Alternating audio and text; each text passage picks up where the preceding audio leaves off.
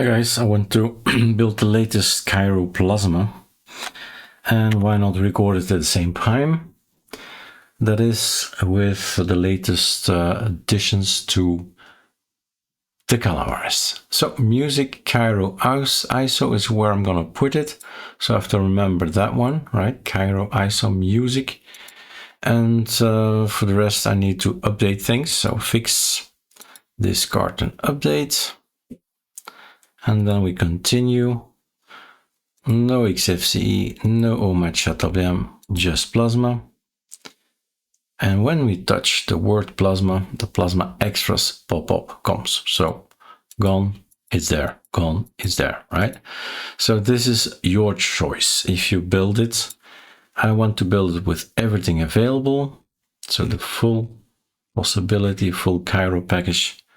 And then no offices.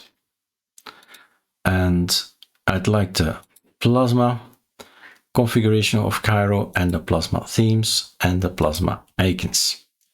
And that's it. Save and continue, start building.